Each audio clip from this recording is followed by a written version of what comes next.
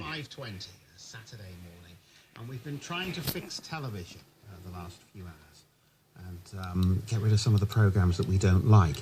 It's turned out that we don't like a lot of programmes that lots of other people do like, so I'm not sure how popular this all-new TV schedule we've been working on is going to be.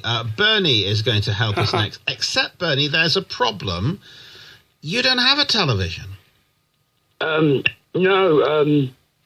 I got a bullet point in my squandry handwriting. It all come back. I've never been a great television lover because I can see how it's all put together. They'll pan out to a situation and then, there'll be a confrontation on the TV with something, on a soap or something, and they'll pan in and literally it's like being smacked in the face in your own living room, I watched 2001 was the last time I had a television. It was around the New Year's time. I had a really bad Christmas. The Grapes of Wrath was on Radio 4 in 13 parts, each lasting an hour and a half. What a depressing time. And I had a lady friend I hadn't seen for several months up here. We were having I think it was a New Year's dinner. And she wanted, obviously to put EastEnders on, and I'm a man, so I said, yeah, go ahead, sweetness. And all I was subjected to was watching someone having their face rammed into a dinner on EastEnders, and I thought, that's going in the morning. I put my dinner up against the wall. I got a bit emotive, and I said, I was sorry, I didn't mean to shock her. I said, but that is atrocious. I said, of all the things to put on Christmas Eve, New Year's Eve, I think it was. And also, the professionals, I love the professionals, it's all up there on YouTube now. A caravan got blown up, right, on one of their, and it was quite obvious, said Luke, that, or taking it from different angles, because I smoked about 2 roll-ups by the time a 2-berth caravan had stopped exploding. I just thought, this is ridiculous. Also, so you've been without a TV for, 17 years now? I'm not counting up. It's like giving up drink or smoking. You don't count. I don't miss it at all. There's radio apps. You're quite aware of them. There's 30,000 different radio stations. I listen to one from America called Radio Newark that does science 24/7. And the BBC at the weekend is atrocious. There's about 77 different radio stations, and they've all got football on. And if you go to Radio 4, there's some costume drama. Who needs a minority sport like football rammed down my throat? I asked you in all honesty. I'm not sure football's a minority sport. I think it's costing the government a lot of money in policing. I don't like anything about it. They all, they're overpaid. Half of them, I don't know what they take up their noses, I really don't, or what they spend our money on. But I don't like football, never have done, but it's not a family game anymore. But coming back to, the BBC, it's just, look at the schedule. Do that for me on a Saturday today, and you can go for Radio Essex, Radio Suffolk, Radio Cambridgeshire, Radio Cornwall, and there's football jammed all the way across Now, before I had the internet, I was subjected to this, and I was sat up a corner.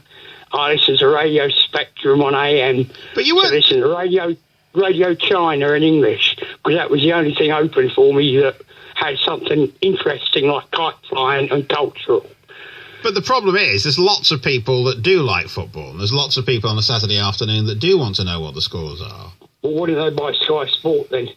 Because, if you want to take your family to go and watch, everyone seems to want to follow the top groups instead of their local ones. Now, if I was to go and watch a football match, which I would never do on any occasion, over my dead body, strike me down dead, I'd go and watch a local one where people don't dive and say, oh, he hit me, and get, I don't know, £1 million a week or whatever they get, and act like, do it for a passion, not for money.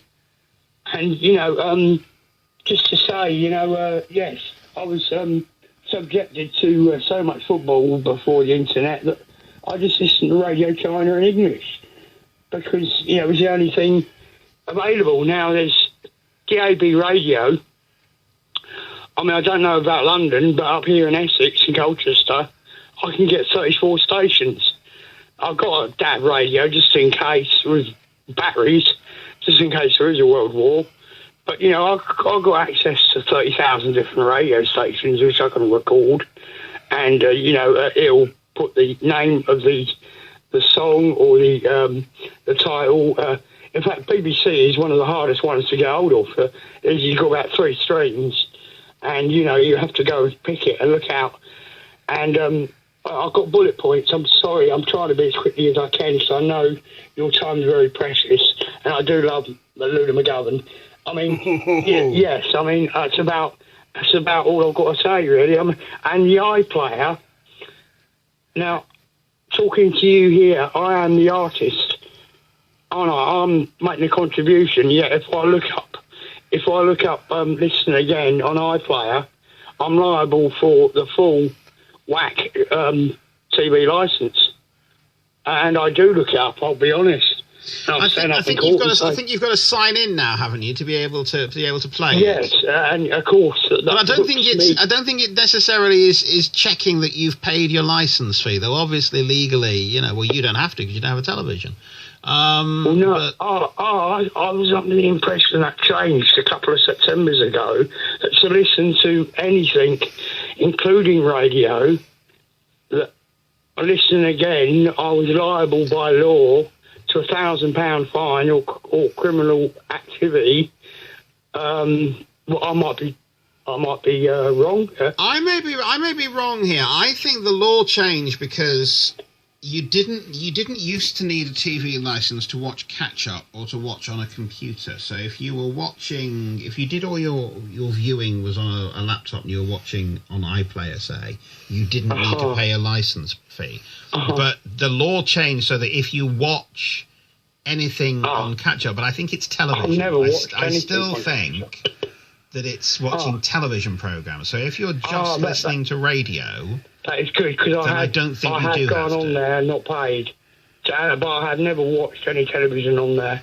Everything's available on YouTube. Tales the Unexpected, The Professionals, The Sweeney. Whether it should be up there or not, it's not mine. It doesn't concern me because I'm just here pressing the buttons if it's available. I did not put it up there.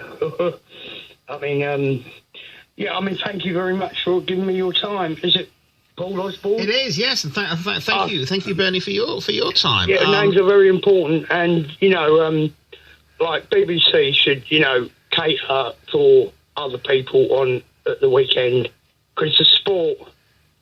I mean, Radio 5 has got 2 Radio 5s, and sometimes they're duplicated. I mean, we're not made of money, Bernie in Colchester, who doesn't have a television but is also not very happy with the amount of sport on the radio, in which case he'll be very disappointed because it's another Saturday, so there'll be more sport here on BBC Radio London from 2 o'clock this afternoon. We, meanwhile, have half an hour left to try and fix television. We have half an hour left to try and fix Brexit.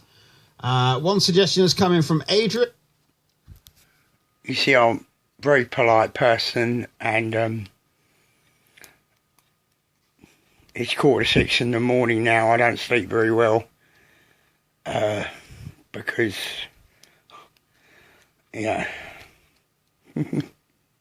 another Saturday for the football. Oh, whoopee.